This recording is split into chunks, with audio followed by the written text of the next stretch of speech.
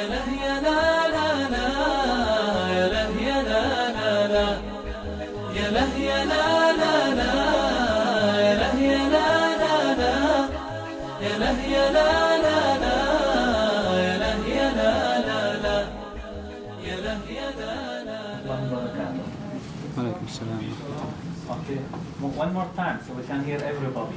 Assalamu alaikum wa rahmatullahi wa barakatuh. وعليكم السلام ورحمة الله وبركاته. Alhamdulillah, see now I'm talking to very energetic, young, smart, beautiful people, you see.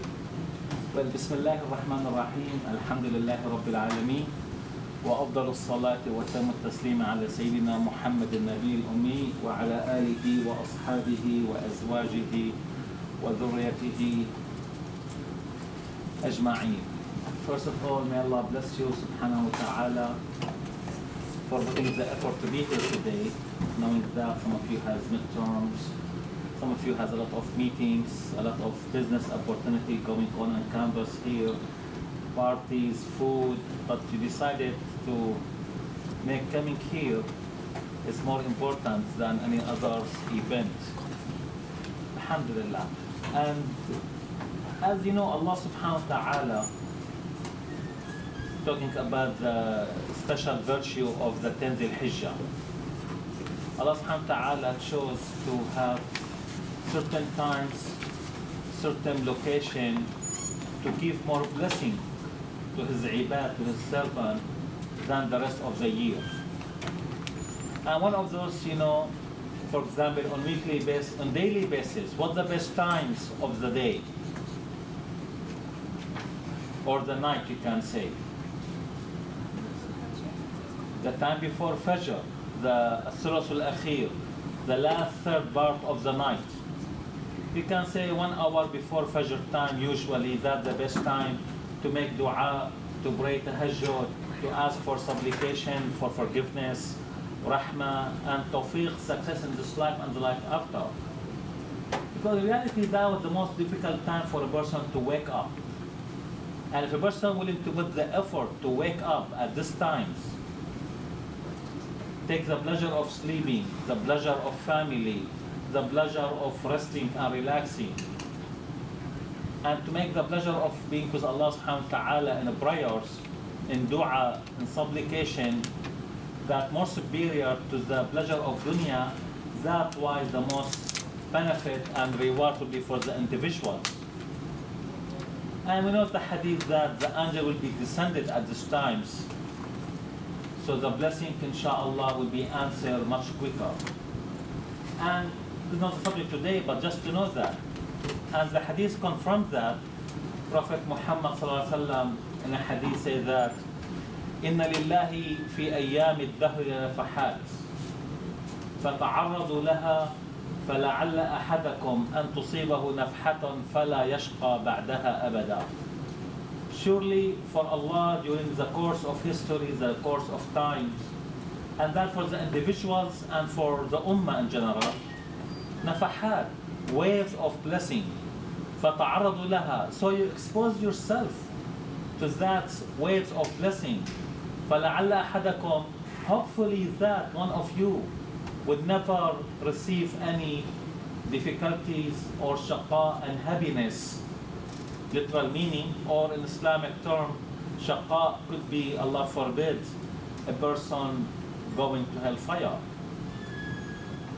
So we need to take advantage of the opportunities. As much as you do in dunya, for your school, for your business, for any opportunities, might increase your knowledge, your education, your career, your wealth, your salary. Similarly, we have to do that for our deen. And if you're not aware of those opportunities, you are kind of heedless. And if you don't take advantage of those opportunities, again, it's really, you don't know your priority on life.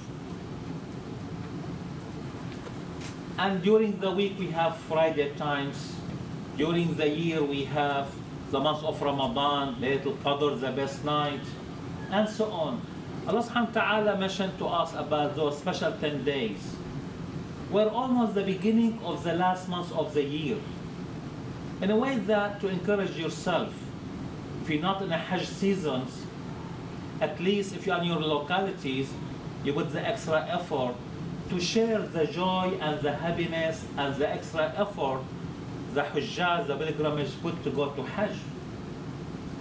So that's why the importance of those 10 days.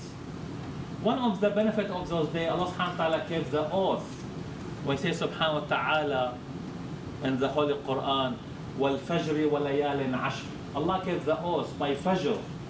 As you mentioned, Sister Amina, the important time of Fajr, and after that for every night. Al-Fajr. Needless to say, if you don't wake up to make Fajr on time to begin with, simply I'm going to say to you, not to scare you of punishment, but to scare you of how much blessing you are losing every day of your life when you miss Fajr prayers. How much success, how much rizq, sustenance, how much peace of mind, peacefulness, how much being in good mood.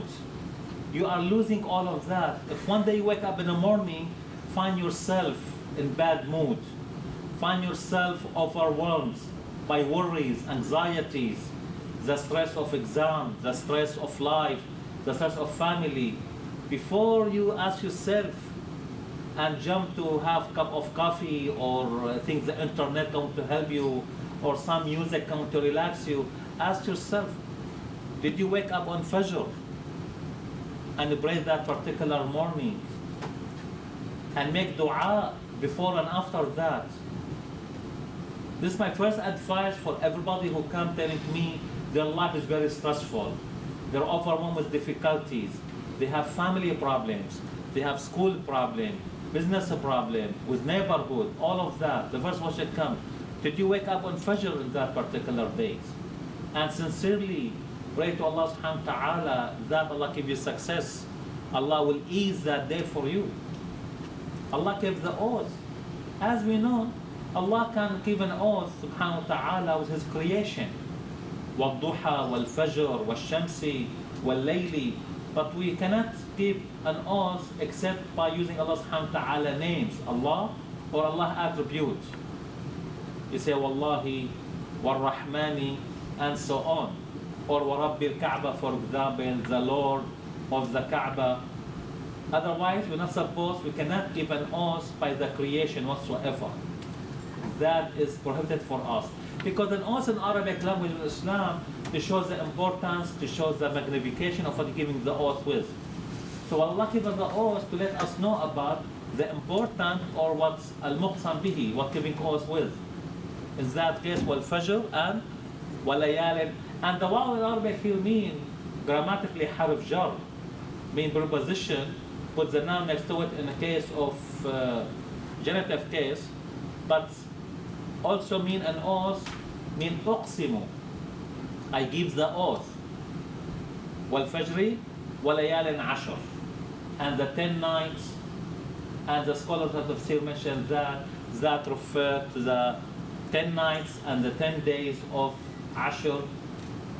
The Ashr, the 10th, Ashr means 10th of Dhu al-Hijjah, the month of Dhu al-Hijjah, which called Dhu al-Hijjah because the Hajj season comes in that month. And as you know, while speaking right now, the Hujjaj already are in the process of doing their Hajj, and we have to share that. And one of the fitna now come among the Ummah in the West, people always say, oh, we're not part of the Hajj season. We look at our own local calendar and we make our Eid based on our local time. Even Hajj could be over in the Hajj location with Mecca. And that really part of separating the Ummah. That part really not feeling in touch spiritually, emotionally in the Hajj times with the Hajj people. Allah makes the special time subhanahu wa ta'ala special for us. So if you're not part of Hajj, getting the blessing when you are over there, at least you can do some good deed for yourself while you are in your localities. By, shall we mention a list of that? So that's why it's very important to celebrate the season of Hajj with our brother and sister, family member, parents, uncles, and colleagues, friends, neighbor we know, they want to perform Hajj. And while they are in the month of Arafat, we fast that particular day. When they are celebrating the Hajj over there, we celebrate the Eid there to show the whole Ummah is one unit, is one body. Not to isolate ourselves claiming that we didn't see the moon or we saw the moon. The moon is not the goal of Hajj. The moon, not the goal for Ramadan and for Eid. Moon sighting is the tool that Allah giving us, so all of us we can enjoy the i'tisam, as the Quran say, وَاعْتَصِمُوا بِحَبْلِ اللَّهِ جَمِيعًا وَلَا تَفَرَّقُوا. Hold tight, unite yourself with the robe of Allah, جَمِيعًا, all of you. Whether you live in Mecca or you live outside Mecca, whether you are in the east or on the west, well, Allah says جَمِيعًا, and that khitab, that advocacy for all Muslims, regardless of your locations, regardless of your own time. وَاعْتَصِمُوا, this obligation on us. We separate ourselves, we isolate ourselves based on our personal desire and greed for dunya or leadership or fame or wealth or being afraid of losing some personal benefit. So we make all that isolation and separation. But in reality, our obligation to have what? I'tisam means to be all of us together, inshaAllah. وَاعْتَصِمُوا بِحَبْلِ اللَّهِ جَمِيعًا. And needless to say, when you are united together, mean you're not separated. But the Quran gives the emphasis of that, to make you understand that not only you have to be together in celebration, in our case, but also do not make tafarruq, do not separate it yourself, do not isolate yourself, do not have fragmentations. So inshallah, I hope we take this message to every local imam, to every local masjid, to every family, to make sure that to have unity where we have the beginning of Hajj and Ramadan together is very important. Knowing that both fiqh opinion are valid, whether you want to take the local moon sighting or the global one. But the majority of the scholars, according to the school of Imam Abu Hanifa radiallahu anhu, Imam Malik, Imam Ahmad, they consider that global moon sighting it's what's preferred and that the decision. Only Imam Shafi radiallahu anhu, he said, local moon sighting what has to be considered, knowing that in the old day it was very difficult or impossible to convey the message of moon sighting. If you live, let's say, in China, how are you going to convey the message to other country, knowing the only thing you can do maybe like horseback riding? But nowadays, alhamdulillah, with communication through the internet, through phones, through TV, through satellite, it's not that difficult to convey the message instantly. So inshallah, let's think of that aspect and put our effort together. Because we're living right now in a situation where the ummah is being divided because of political divisions. But let at least be united in our effort, in our heart, in our deen when it comes to ibadah. The other benefits or specialty of it, or the 10 of Dhu al-Hijjah, that Allah subhanahu wa ta'ala gives the command to have plenty of tasbih. Tasbih, when you say subhanallah, and the word means you are exalting, giving the exaltation to Allah subhanahu wa ta'ala in your mind, in your aqidah, your belief, in your actions, that Allah above imperfection and shortcoming, Allah above the creation attributes, direction, sight, body, and all of that aspect. Those are part of the creation attribute. Allah subhanahu wa ta'ala says in the Holy Quran, لَيْسَ كَمِثْلِهِ شَيْءٍ وَهُوَ السَّمِيعُ الْبَصِيرُ. Nothing look like him whatsoever. Or another interpretation, nothing look like his likeness whatsoever. It depends what you consider the kaf to be here. Yet at the same time, not and, yet May Allah not look like him whatsoever. At the same time, Allah subhanahu wa ta'ala Sami' and Basir, all hearing, all seeing. Because if you say and hear, it will be wrong translation. Allah telling us nothing look like him whatsoever. At the same time, he's Sami' and he is what? Basir. So that is, we need to understand that aspect of this ayah. So that tasbih mean Allah above all of that. Takbir, to say Allahu Akbar, and the special takbirat of Eid, part of that. Allahu Akbar literally mean Allah is bigger, Allah is greater, Allah is above. Meaning from everything, mean over everything. Allah is bigger, whether in your imagination, whether what you think of, whether what other people claim, Allah is always bigger, greater, more exalted than all of that. What tahmeed, when you say Alhamdulillah, Alhamdulillah for the fact that you are a believer. Imagine you are not a believer. What kind of lifestyle you going to have? Imagine you have a sound mind. Imagine you are incapable of understanding. Imagine a lot of things. So you have to be thankful to Allah subhanahu wa ta'ala. And I always say, unfortunately, our brother and sister, they think Eid celebration, instead of being thankful to Allah subhanahu wa ta'ala, Allah gives us the ability to do the ibadah, whether it was Hajj, or to make tasbih, tahleel, fasting, Quran recitation, to give sadaqah. To be thankful that Allah kept you alive to enjoy the Eid time. Allah subhanahu wa ta'ala return your family member who wants to Hajj. Allah subhanahu wa ta'ala gives you the ability. So Hajj means have to be thankful to Allah subhanahu wa ta'ala. Not a time of sinful action or sinful behavior. As some people think celebration is supposed in Islam to be like that. By doing dance party, by doing the musical blast, where the whole building will complain about that. Even the door will be shaking, the window will be shaking. They think that's fun. How about your eardrums? I just met a person yesterday.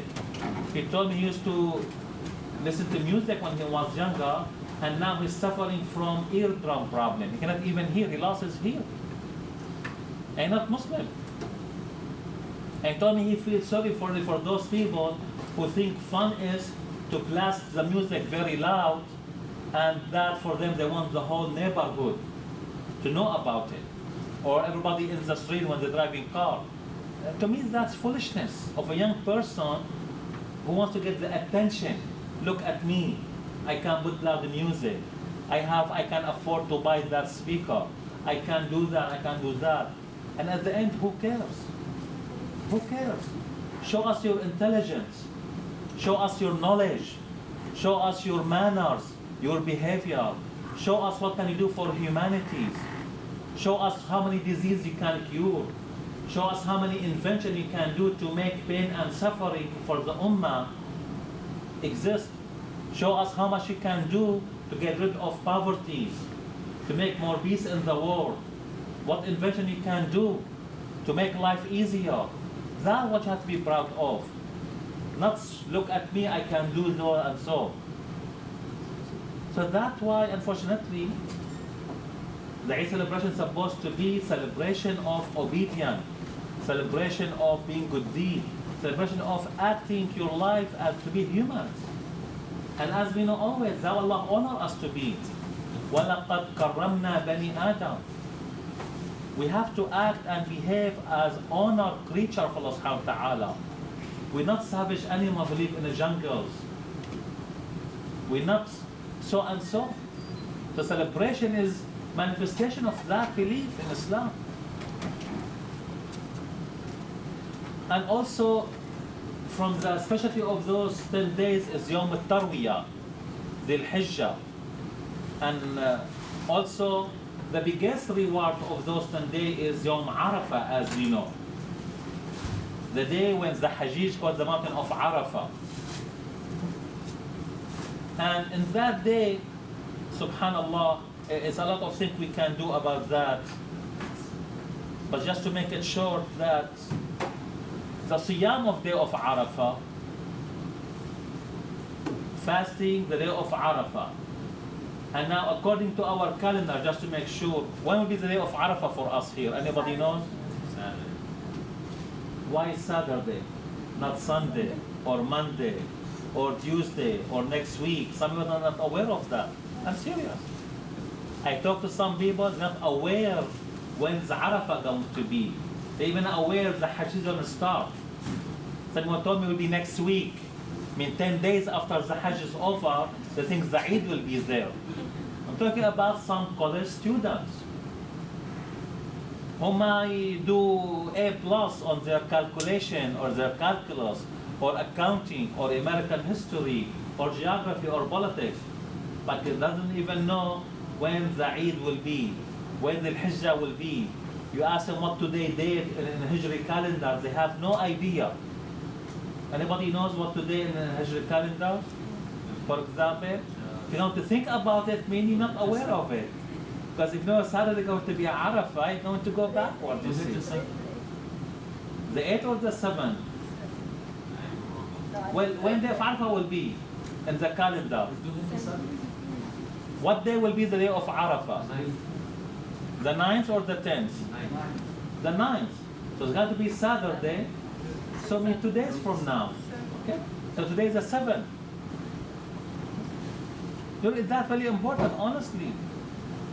When Muslims used to keep their calendar alive in their mind, they're in advancements. So we have today for day of Arafah. Make sure you fast in that day. Really, make sure you recite a lot of Quran. Make sure you make tawbah, Allah subhanahu wa ta'ala, that forgive you sinful action. Allah enlighten your heart with knowledge, sound knowledge. Allah subhanahu wa ta'ala will unite the ummah. Allah subhanahu wa ta'ala make you a better person in your own family. If you are a son or a daughter, if you are a husband or wife, if you are a father or a mother, if you are grandparents, if you are employer or employee, really all of that really are very important to make a dua for that. Before you make dua that Allah give you beautiful clothes or nice car or nice house or nice shoes or nice all of that dunya material, ask Allah for something way more superior, something more important in this particular night, particular day. So alhamdulillah, and you know that the hadith in Sahih Muslim and Tirmidhi radiallahu anhuma say, صوم يوم عرفة يكفر سنتين.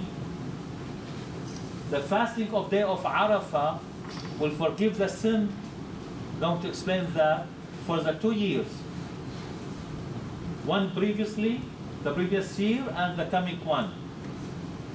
Now, when you hear out of a hadith about sin forgiveness because of an act of prayer or siyam or sadaqah, we need to clarify here something very important. Otherwise, will be deceptions.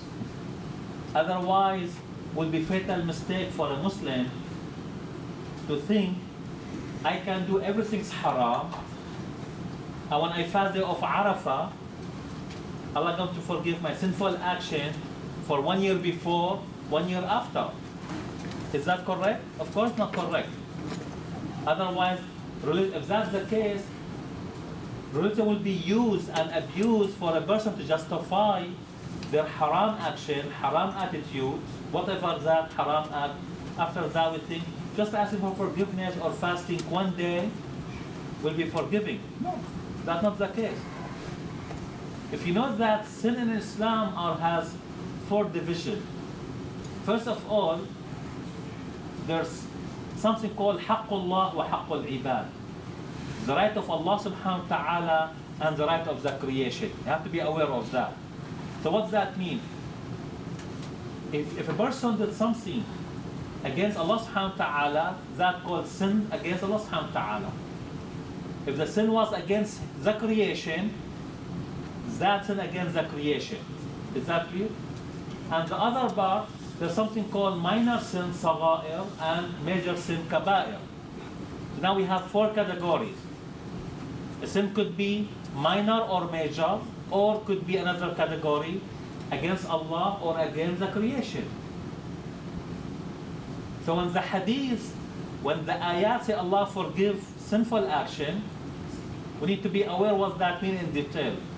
First of all, if sinful action against Allah subhanahu wa ta'ala, for that person did something not to cause any harm or damage to other people. Maybe he did not really pray on times, for example. Maybe delay paying his zakah, not out of denial of zakah or salah, but let's say out of laziness. Person wants to pray, but he was a little bit lazy. This will be called what? Sin against Allah subhanahu wa ta'ala. Now, if it's minor sin,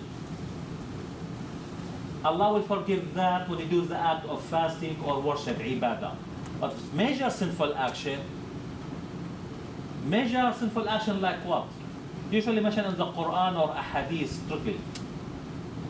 Like the biggest sin and major sin against Allah and humanity is what? Shirk. So such a sinful action will not be forgiven merely by fasting. Person has to make tawbah. So major sinful action, person has to make repentance, first of all. And repentance means, of course, start by recognizing Allah subhanahu wa ta'ala as the creator, as our Lord. After that, person has to feel what? Quitting what he's doing or she's doing from sinful actions. That's very important. Third condition is what? Has to be, a person has to have a promise will not do the act anymore in the future. Also has to be coming with the feeling of remorse and guilt. Positive guilt, not negative guilt. I mean, not negative guilt that makes you feel depressed or feeling in a state of despair from life and hope. No. Sometimes feeling and knowing that it's something wrong and commit yourself to be a better person should be motivational for you to do something good. Like when you fail an exam, Allah forbid, or you do bad grades, you can take that as encouragement to reflect on your lifestyle. I've been neglecting my study, I didn't do my homework, I was watching too much TV, I was doing too much social life. In that process, I neglect to study. Now I get the bad grade. So that should be encouragement for you to review your lifestyle and be encouraged with your commitment. You come to study harder, inshallah. So sinful action, same thing. When you make tawbah, you have to be remorse about that, not to be depressed, not to be losing hope in life, rather to say to yourself, how could I do that? Allah bless me with youth, Allah bless me with time, Allah bless me with intelligence and wealth and ability to be a student in a college, family provide for me, or maybe I have student aid or grants or tuition, all of that. How come I'm not taking advantage for the benefit of myself, my life, my family? So that part of tawbah, feeling remorse, and has to be done before you die, before the sun rise from the west at the end of one of the sign of the end of life. All of that, if the sin are committed against Allah subhanahu wa ta'ala. But when the sin are committed against other people, a person has another condition to fulfill, which is compensate the wrong he or she did for other people. For example, if a person stole money from somebody, he might make fast all day of Arafah, he might fast all Ramadan, he might do Hajj every year, pray Salah 5 times a day, make tahajjud all night. Unless he returns the stolen money to the other person, his sin cannot be forgiven. Is that clear? So the person has haram incomes. The person think, oh, I can open, for example, a store, so and so, and it's okay. He can sell beers and cigarettes and an ethical magazine and stuff, blah, blah, blah, blah, blah, blah. One day I will make tawbah. I go to Hajj, I make tawbah, I start fresh. No. You have to return every penny you earn from haram to the source. You have to ask forgiveness of every person. You sold him something wrong, let's say a cigarette. He smoked a cigarette and he hurt himself. He harmed his youth. He harmed other people. So it's very serious. It's very serious to ask people for compensation. It's very serious when a sinful action is done to fix all that problem. Like when you have a mirror and you break it or you scratch it, no matter how much you clean it and you make it, that sign on the damaged mirror will remain. You cannot fix it anymore. So that is much easier not to be involved in a sinful action than to do the sinful action and ask for forgiveness. Even you ask for forgiveness and other people forgive you, Allah will forgive you when you sincere about tawbah. But how about the damage the sinful action caused in your life? Let's say a person was smoking for 10 years, 20 years. He makes tawbah.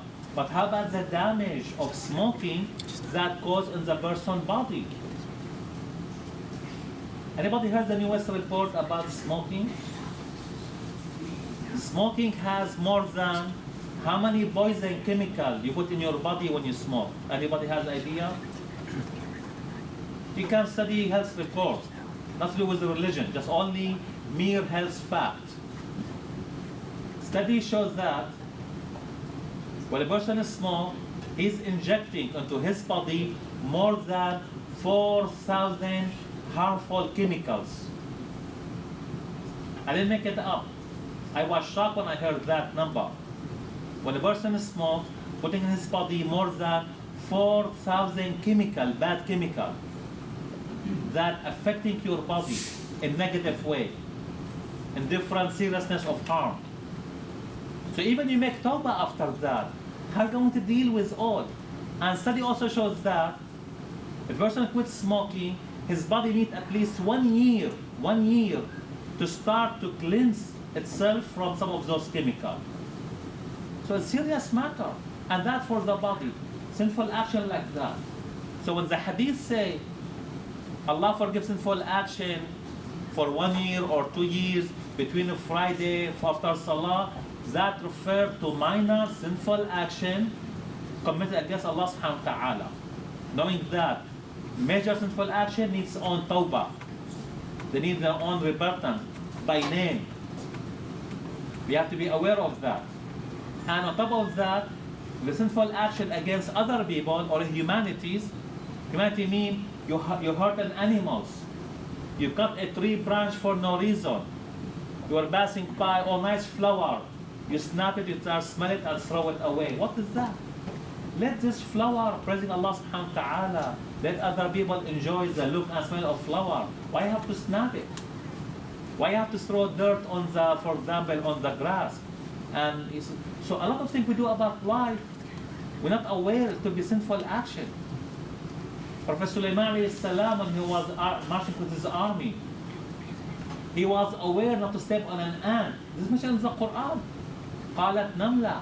A Namla said, enter your home. So Sulaiman will not crush you with his army and he is not aware of that. See how intelligent this ant when he said this phrase. While وهم لا يشعرون, and in the state of not being aware of that. No, they cannot. Shu'ur means to have feeling, to sense something. She mentioned that because she knows that little creature that Allah justice and Prophet of Allah like Sulaiman will act with justice. He will not even step on an ant intentionally. If that happen, will be with that intention. So I'm saying that so when we fast the day of Arafah and we do dhikr and ibadah, we celebrate Eid, honestly we have to be aware of cleansing ourselves from sinful action as soon as possible. Otherwise, we'll be like somebody who wants to drink fresh water, but the cup he's using or she's using is what? Dirty or contaminated or has only germs and bacteria or fungus. No matter how pure the water you're going to drink, unless the cup itself is clean and pure. And same thing our body, spiritual life. If you want the blessing of the deen, the blessing of fasting, the blessing of ibadah, the blessing of your own life, you have to make sure that the blessing comes to be in a pure container, which is your body, which is your soul, your intellect, purity of your faith, your aqidah, You don't have any association, shirk in any form whatsoever. You're not exaltation in your life to other than Allah subhanahu wa ta'ala. How many Muslims we know that they put in their life more importance to their job, to their leaders, to their wealth, to their family, sometimes to their car, to their shoes, to their clothes, to their gadgets, computer. Some people I know they care more about their computer or cameras or iPad or iPhone or tablets, really more than they care about their religion. They care about their Facebook more than they care about how their face comes to be in the day of judgment. Allah subhanahu wa ta'ala says in the Quran, wujuhun, faces, really. This mentioned in the Quran, yawma idhin musfira, because that's the end of life will be, your face. Now you worry about your Facebook, worry about your face, how it's going to look day of judgment. The Quran says, some faces, wujuhun, will be what? Musfira, very shiny, very bright, very radiant. Why? Dahika, instead of smiling and rejoicing and happiness. Mustabshira, why? Because the good news came to them. Well, their final destination will be what? Paradise. Wujuhun yawma idhin musfira, dahikatun mustabshira. On the other hand, وَوُجُوهٌ يَوْمَئِذٍ عَلَيْهَا غَبَرًا. And the other has what? غَبَرًا means dust. Dust. تَرْحَقُهَا قَطَرًا. On top of that, there are dirt and there are feel of guilt and embarrassment and ashamedness. So really, ask yourself every time you go to your Facebook, how your face going to be in the day of judgment. And doesn't mean dark or doesn't mean black or white. They will always mistranslate the Quran by black and white. Doesn't mean that. Because in Arabic, aswad doesn't mean black. Aswad means dark. So a person could have very light complexion, but the face is very dark from evil act or behavior or mentality. And it shows on the face. Person could have very dark complexion, but the face will be very shining and radiant and bright because of good action and good mentality and good behavior. So not matter of black or white, it's matter of brightness and darkness, matter of zalam and nur. So we have to be aware of that. So inshallah we ask Allah subhanahu wa ta'ala to make us among really those. So before day of Arafah, and the importance of it, really think of tawbah, think of forgiveness, think of rahmah, think of your relations with Allah subhanahu wa ta'ala. That will be the first aspect. Yes, I need drink, brother. And the other one, which is very important, is the Eid itself. Eid unfortunately become a cultural event. Eid become a celebration that become commercialized and empty from any goodness or spiritualities. The idea of Eid in Islam is to celebrate the blessing Allah has given you to do an act of ibadah before the Eid. That's why Eid comes after the month of Ramadan. When you put the effort to fast the whole month of Ramadan, Allah giving you the reward and the blessing. That's why Eid called in Islam Yawmul Ja'iza, the day of receiving the reward. Ja'iza is the trophy you win when you pass a competition or something. Ja'iza, the reward.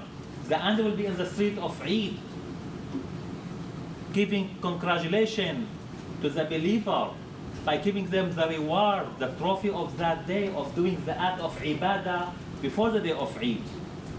So you have to be aware of that.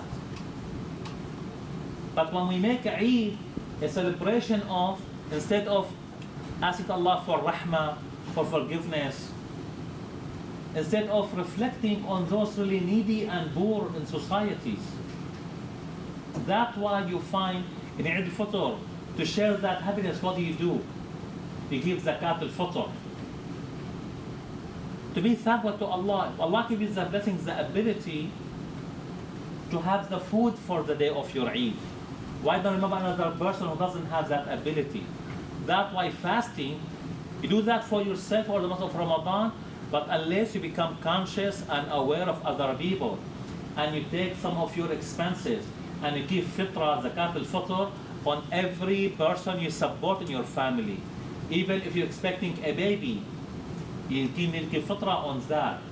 So if you support in your family 10 people in the day of Eid, you need to feed another 10 people in society who cannot afford to do that. To let you know, the meaning of Eid, not only to dress up nicely and walk like a peacock, you see, you think nobody has better dress than you, or nobody has more expensive clothes than you. Look at my clothes, I get that from so-and-so designer, and you get your clothes from so-and-so, I'm not going to say any name here, to put ourselves in trouble by making advertisement or condemning other stores, really. But people do that, really. Eid becomes the focus of clothing, rather than, as the Quran says, وَلِبَاسُ التَّقْوَى خَيْرٌ. The garment of righteousness is the best garment you put on yourself. And this is mentioned after Hajj. So Eid, unless really has that meaning of reflection on other people. So in Ramadan, we finish Ramadan, we start our Eid by what? Giving zakat al-fitr. That's why zakat al-fitr is due what time? Before sunrise. So you start as early. You start your day by having the joy and happiness of what? You help another needy community. Same thing in Eid al-Adha. You start day after Eid by what? By sacrificing a lamb, if you can afford that. And what do you do with the lamb? You give 1/3 for your family. Actually, before you do that, you're supposed to give 1/3 of it to the needy. And by doing that, honestly, be thoughtful, be considerate, and be a person of dignity. I mean by that, don't take the best part of the meat to your family and give the poor guy the head and the legs and the intestine of the lamb. Some people do that. What is that? Like you take the meat and you give the poor person the leftover stuff you want to throw away, or you don't want to put difficulty to cook it or prepare it, you give it and you think you're doing sadaqah. No, that's not right. Because in Islam, the Quran says, لَن تَنَالُوا الْبِرَّ حَتَّى تُنْفِقُوا مِمَّا تُحِبُّونَ. You will not reach the level of righteousness unless you spend from what you love the most. If you love that nice piece of meat to yourself, that's what you're supposed to give to the needy person. To show really you're doing the act of sadaqah, not getting rid of something you don't need, or getting rid of something you don't eat. So it's different. Even giving the sadaqah could be an act of goodness or an act of what? Like not really sincere act. How we know that? The Quran gives us a standard that don't give any sadaqah of something you don't accept yourself. I mean, if somebody wants to give you that thing yourself, okay. You have an old shoes, maybe you get it from high school, now you're still attached to that shoes, but you want to keep it, but you have no room in your closet. You bought just another 10 pair of shoes because they are on sale. So you want to take that old one and give it to somebody. Or simply you can buy a brand new one when you buy something yourself and give the brand new one to be sadaqah for the needy person. What different in feeling do you have? By giving something, instead of throw it away in the garbage, you give it to the poor person. Make him feel bad, you give them the leftover of what you have, and also what goodness in that act of sadaqah. So sadaqah has to be from what you love the most. That's what the Quran says. لَن تَنَالُوا الْبِرَّ. You will not reach the level of righteousness of your act حتى until تنفقوا, you spend مما, from whatever تحبون, you love. So if you want to give the meat as a qurbani for udhiyah, to make the poor person, to make an orphan, to make a widower or a widow person, or to make a person whose parents are got lost in explosion in one of the Muslim country because two crazy Muslims fighting each other over stupid stuff. Really? So consider that. Consider that. So keep the best of the qurbani to those needy people. The best third of it. And the other third, you keep it for your family. You keep it to your friend, your neighbor, your friend. And you keep the third, the last third to yourself. I'm saying that Eid is supposed to be a day of sharing, a day of considering other people, a day that you share the blessing with other people. We lost all of that. We do that as a show off. My qurbani, I went and I picked up the biggest ram available.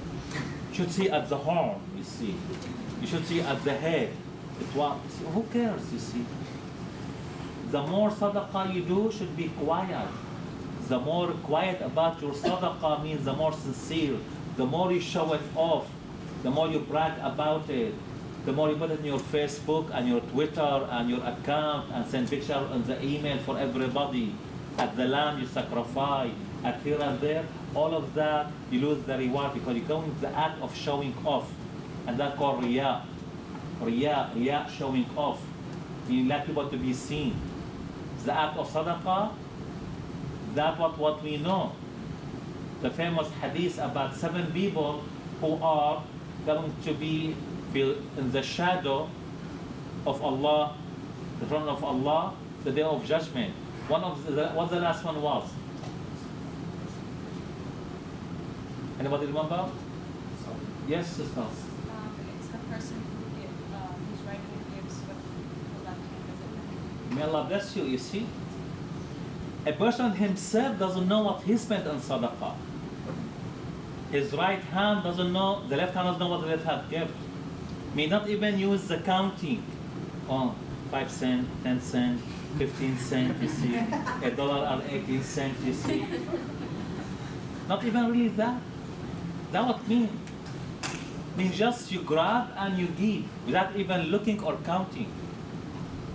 And that for the person himself, imagine we expose ourselves all over the internet, all over the masjid, all over the community.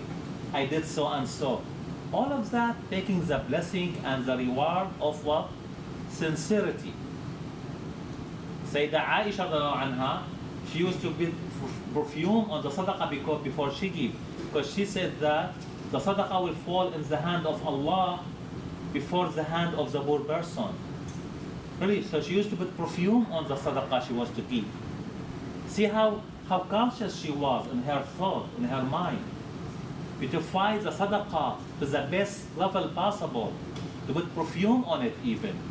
Knowing that, of course metaphorically, Allah doesn't extend his hand to get the sadaqah, means the acceptance of the sadaqah, so it should be in the most beautiful way.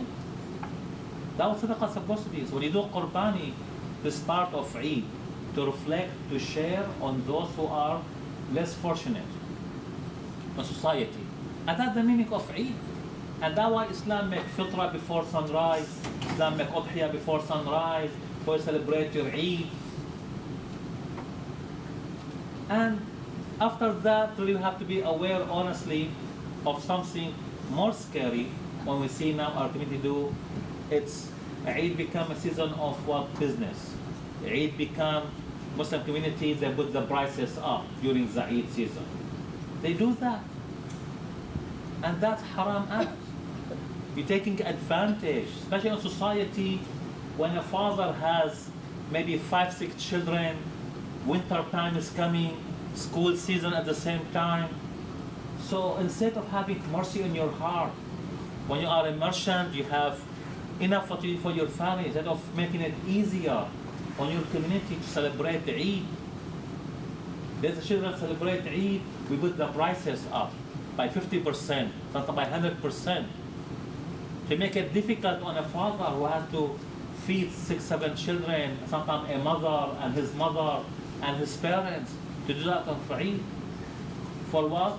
So a merchant or a businessman can go home and make the best feast on Eid for his family and his friend. another showing off. Where do you get all this money?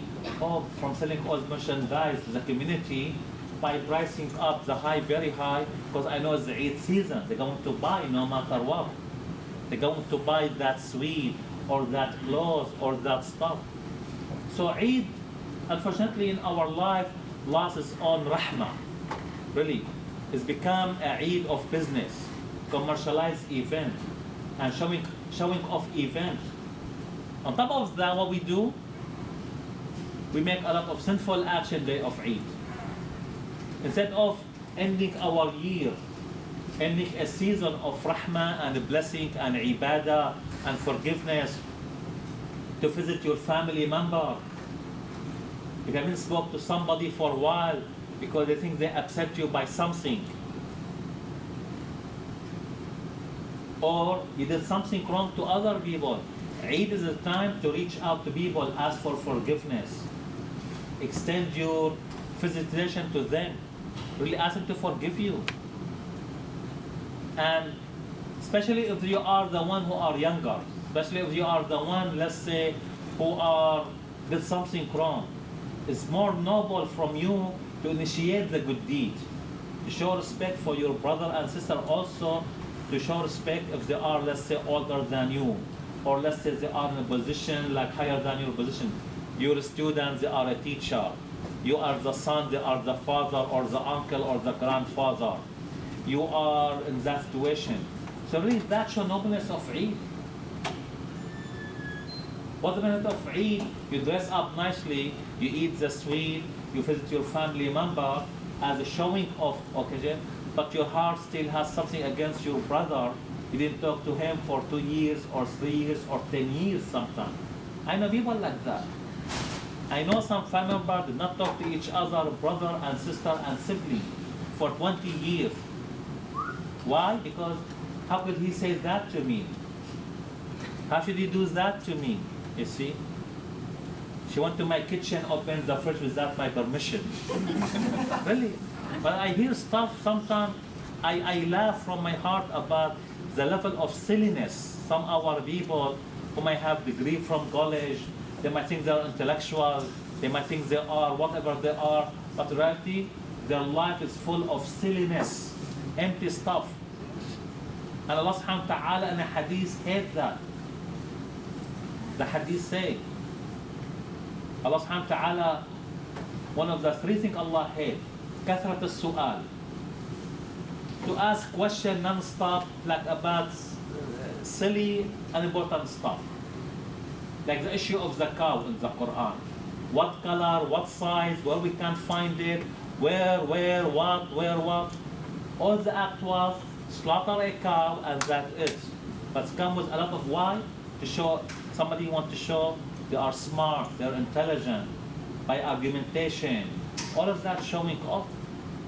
So kathrat al-su'al. If the question not useful to you, in your religion and your dunya in a good way, don't even bother to ask. Sometimes you meet people, where are you from, brother? Are you married? Are you single? Where do you work? How much money do you make? What car do you drive? Where do you live? Do you own a house? Do you live in an apartment? It's happened to me all the time. I go to Muslim brother to make, like, just to buy something from them, like a gallon of milk or some banana, and you end up you have to answer all this question to a person. Really? Why? See? Really? All of that is really a sign of really like a lot of things we do not proper, not right, not even like business professionals. Usually I never go back to those people no matter what. I want to be integrated by all these people. One question because ton of questions because simply I need to get something for $5 or $10. They do that. So kathrat al-su'al, not Islamic behavior or character or manners at all. Other way to be nosy. Okay. Don't be nosy person. The hadith say is from the beautiful aspect of your religion. من حسن إسلام المرء تركه ما لا يعنيه. From the beautiful understanding of your deen, to show the beauty of your deen, leave out what doesn't concern you. The scholars say, if an issue doesn't affect your deen, your religion, don't bother to worry about that. Nowadays, like all this news and media news on TV, they know about every person who's celebrity, I don't know what that means, everything about them. At the same time, we have no idea now, if I ask some of the students, can you name for me, really I'm serious, let's not take the challenge here. See, all of us collectively, maybe we can name like 10 scholars of Islam who changed the course of history. Do you have any name? Really? 10 names. 10 faqih. Let's start with faqih, jurisprudence. Anybody has some names? All of us now here.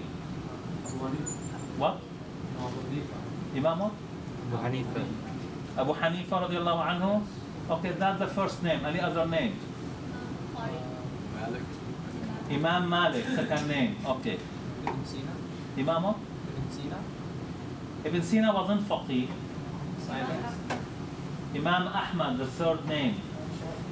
Imam Shafi'i, those are the most, at least you should know that, because they are the most famous fuqaha in our history, you see. You know them in order at least. Anyway, don't worry about that. Okay? But other 6 names, can you mention? Just faqih. Not like about mufassir, not about muhaddis, not like about historian, not like about scientists in medicine and astronomy and chemistry, not talking about other achievement, invention, not talking about linguistic scholar, Quran scholar. Just really see how far we are. But if I ask you now about certain name, sport figure or an actor person or an actor, you see, I'm sure you know everything about them. Where they have their haircut, where they buy their shoes, where they buy their, like the makeup, where they, why? This is part of our reality. And the hadith say Allah hates that. Because it's waste of time, waste of money, waste of energy, waste of a religion even, you see. What the other part of the hadith, after too much question, unnecessarily? Qila wa qal. Spend life, he said and she said. He said, I told him, he told me, I told her. Qila wa qal. He said and she said. Life is wasted about this issue. Even now there's a magazine about that, full of gossiping. He said, she said, blah, blah, blah. And people watch that on TV. Really. The people are skilled their Fajr prayer, Maghrib prayer, school, exam, to watch about he said and she said. And the third bar, ida'atul mal, wasting money. Those 3 things are very hated by Allah. Allah gives the blessing of the person who does those 3 acts. كثرة السؤال, قيل وقال, وإضاعة المال. Mean wasting of money. Wasting, really. When you spend your money, ask yourself, where do you spend it?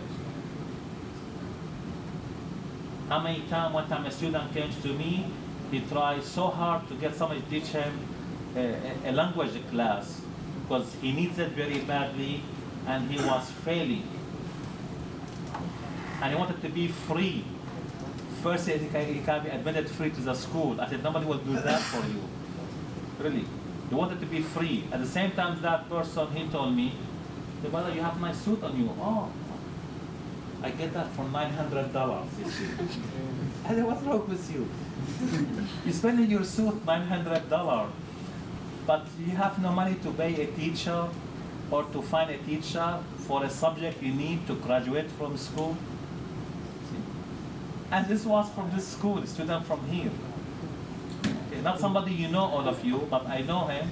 He was from Baruch. So I said, see how our priorities now really are changing life. To look nice and beautiful and attractive to some girls who only are so into looks and appearance, meaning not they care about the substance of the person, intelligence, manner, behavior. Spend $900 on a suit.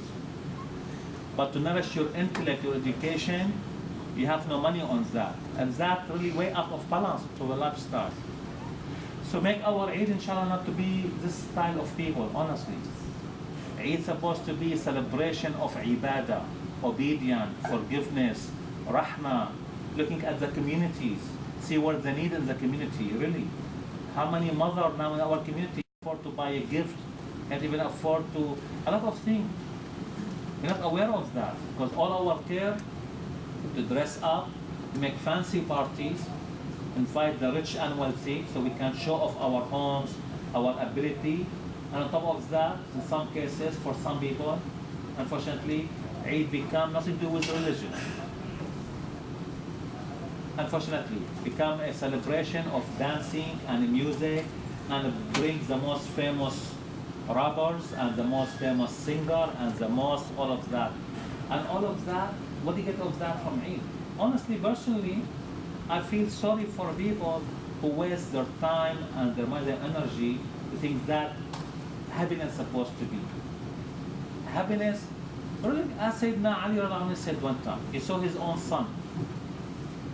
He said, "Oh my son, how come you're not wearing nice clothes for Eid?" And he was the Khalifa. He was Amir al-Mu'mineen.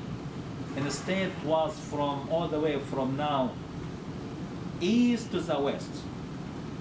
At the time where wealth was real gold, not now like now. Paper with inflation and has no reserve in the bank. It was real gold and silver. Say, "Oh my son, I'm afraid other people to see like that." What son told him? He said, "My father, Al-Eid laysa liman labis al-jadid." The Eid is not for the one who put in new clothes. Eid liman khafa bil-wa'id, liman khafa yawm al-wa'id. The Eid is the one who become conscious and aware of the day of difficulty, the day of judgment. And that was the answer of a child of Sayyidina Ali radiallahu anhu, who was concerned, other children might see you. Another story by one of the great scholars, the opposite. He saw his son wearing so fancy clothes. He said, "What is that?" He said, "That day of Eid." He said, "Have you considered about all these poor people around you who cannot afford such fancy clothes? Go take it off and wear normal clothes." So the opposite of a child who recognized by his pure heart.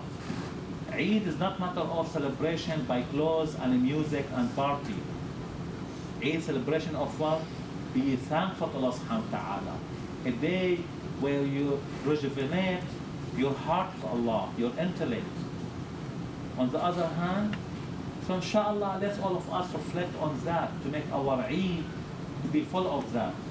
Ask forgiveness from Allah, ask forgiveness from other people, reach out to your family, visit them.